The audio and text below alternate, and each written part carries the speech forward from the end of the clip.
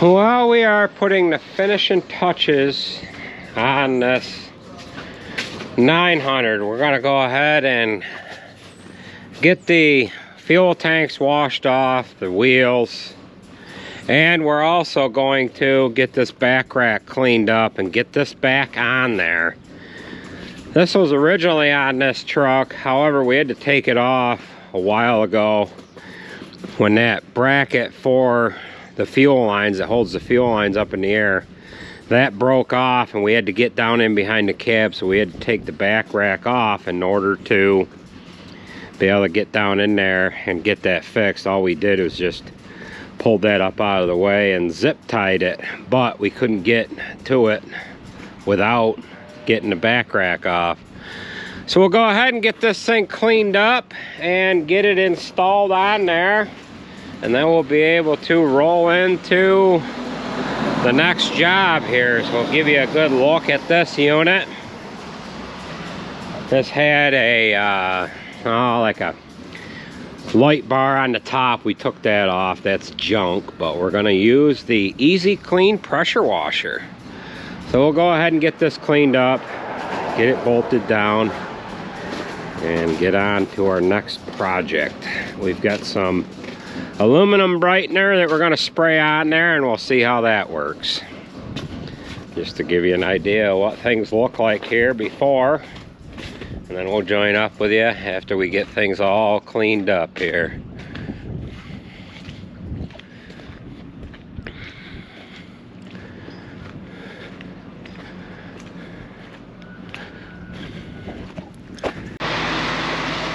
So we have washed everything off, and I have went around it with one coat or one application of the aluminum brightener. Now I've got the second application on, and we'll show you how this cuts this stuff right off. It's got kind of a white look to it now.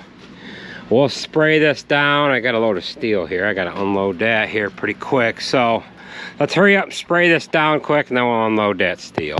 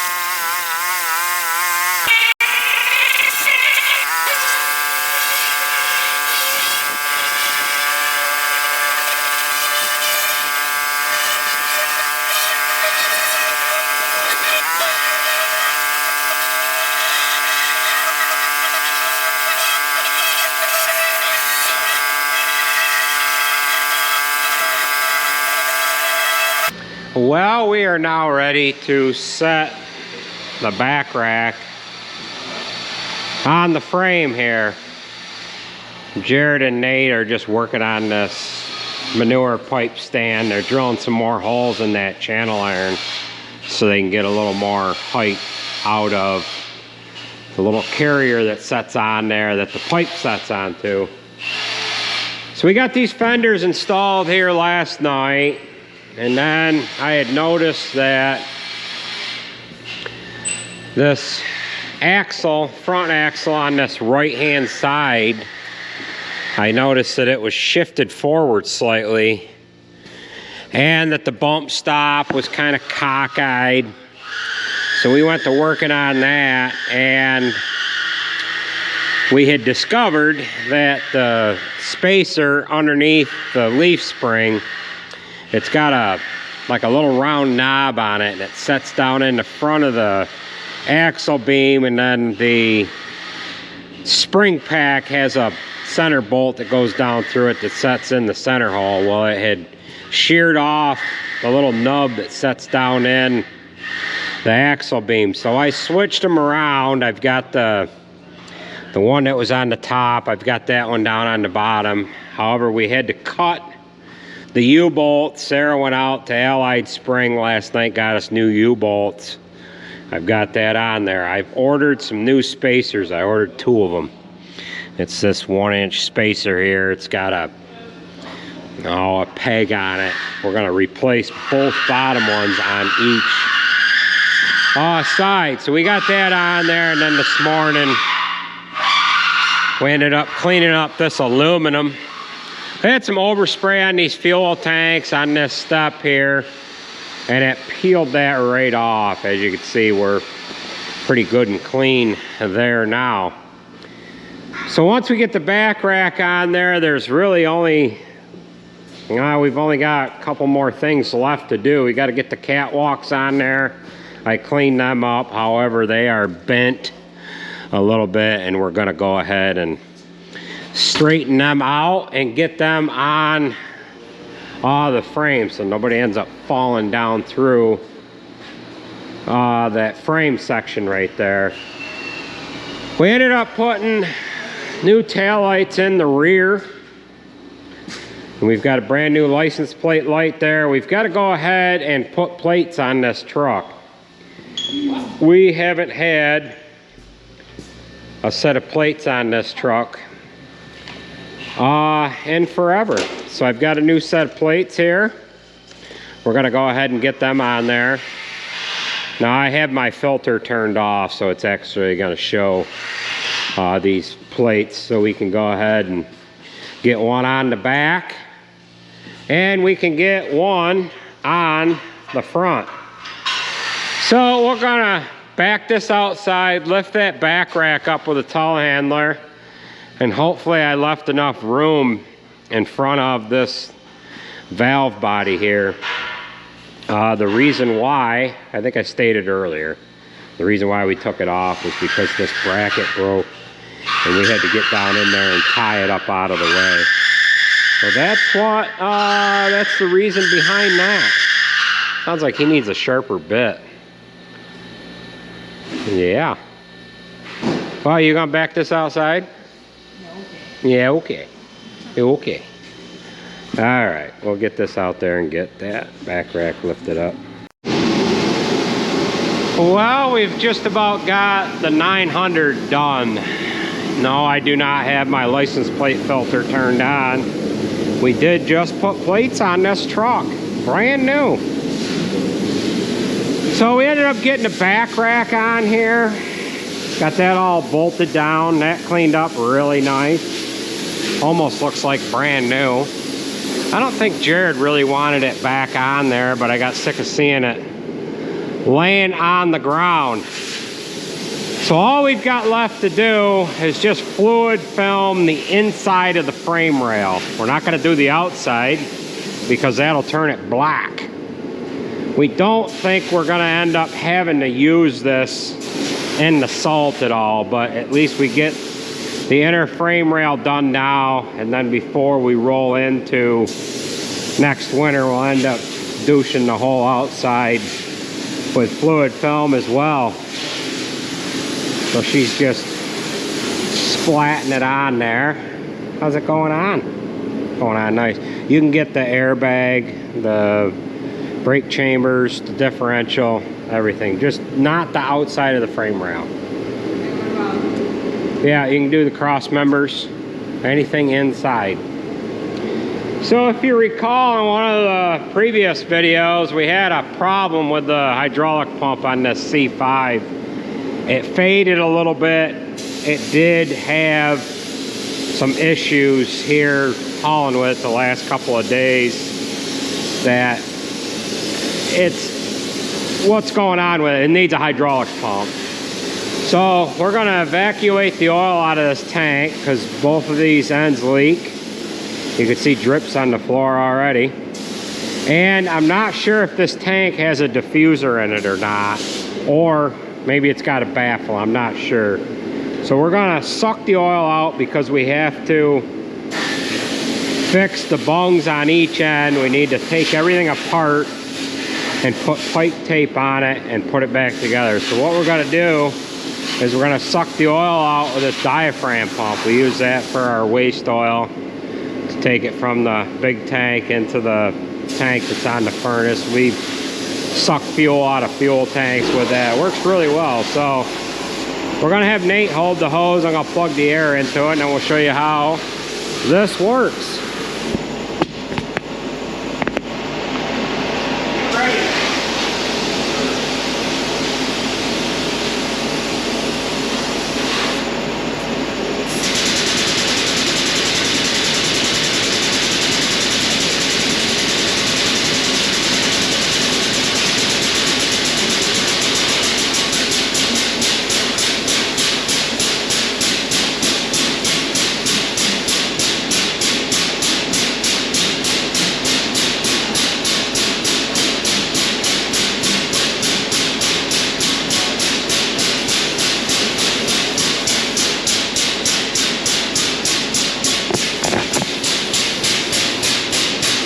So that sucks that out at a pretty good rate. The other option we have is we could take the suction hose or the return hose off the back, turn that spout down, shut the ball valve off and fill 5-gallon pails. But then we would have to dump all the 5-gallon pails in. We'll suck the oil out, take all of our fittings out,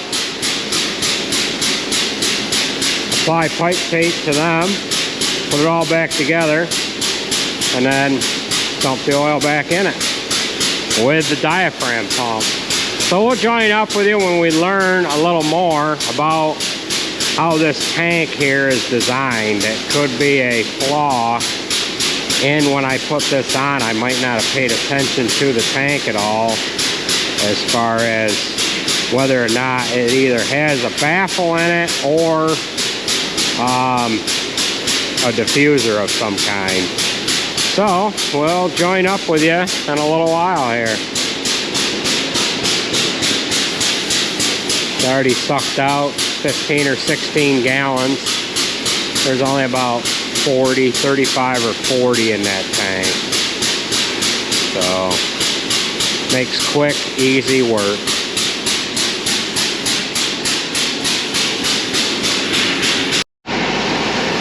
Well,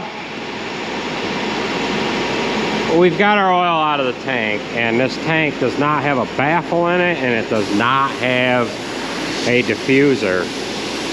So I'm surprised that we haven't had more issues with this, because it's only happened up into recently here. We had run into pump trouble. There's just a little bit of oil left in there, like maybe not even a cup. We probably didn't even have to pull the center plug out. But what is actually happening with this tank is the oil is returning into the bottom, and it's coming in at such a high rate of speed, and then not only is the pump sucking it, but it's got oil coming in, and it will actually circulate the same oil within the system throughout the pump running. It will not get in with the other oil. So we'll show you what the diffuser looks like. What the diffuser is going to do is it's going to make the oil mist up into the tank and keep the pump from sucking it. I don't know, we almost need to put it'd be nice if it had a baffle on there, or elbow or something on it, or an elbow this way up in the air, or dump it in the top. That's what it should have. So I'll grab a pipe wrench.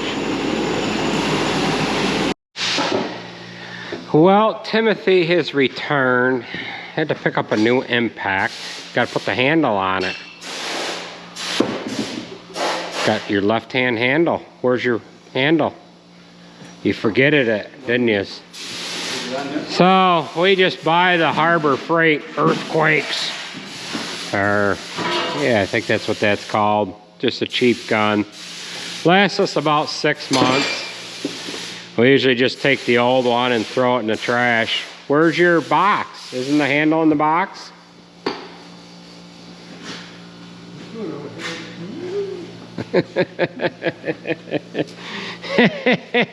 So we have our old hydraulic pump removed.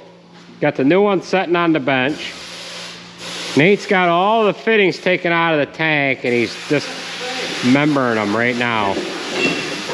What we have is a diffuser right here in this box here. Now this is a 2-inch diffuser, and what we're going to be able to do is just thread it right into the bung that's on the tank. And I was, well, I didn't know if the tank had a baffle in it, and if, being that round tank, if it had a baffle, you wouldn't be able to, well, I guess this would fit. The baffle would be, you know, centered. But this oil was returning and going right to the hydraulic pump. So we're going to screw this in like this. And then we're going to hook our ball valve up there, and then our elbow fitting coming over into our return line. Now, I originally put this truck together 6-7 years ago. I think it was that long ago. So this has been running that long without a diffuser in it. And back then I was not using this 3M product on the bung of these hydraulic tanks. So what we're going to do is we're going to get everything all pipe taped up. We're going to get it together, and we're going to go ahead and apply this 3M product. Now, there's all kinds of other stuff you guys can use, but we have this on the shelf. We use it for various other things. Jared actually just put a fan shroud together on the Sterling. This is part number 08115. It's rather expensive for these tubes, but you need this gun if you want to use this stuff. The gun is a 08571. You need both of them in order to work. So Sarah's just about got, or just about has, the fluid film applied to this 900. Boy, that looks nice, doesn't it? You've gone through, what, 3/4 of a gallon? Almost a gallon, actually. You went through 4 of them things. So, yeah. That ought to add a little life to the inside of the frame on this 900. So with that being said, that is going to do it for this video. We've just got to seal up a few things on that hydraulic tank. And so that's going to do it. But this 900 is gone together real nice. Aluminum cleaned up good today. And outside of the cab not getting a paint job, it's going to look as good as we're going to be able to get it. Timothy's got his handle about on that air gun now. We shouldn't have said anything and then let you use that the first time and it spins out of your hand. These guns, I mean, they do the job, but the thing I hate about the damn things, you'll go to set them down and you hit this trigger against something. Yep. You want to throw the damn thing, like, damn it. Keep that thing? You might use that in the future. Yeah, we could use it for something. Heater hose coming off a manifold on something, you know. Yeah. Well, that's gonna do her. Thanks for watching. And we will catch you at the next one.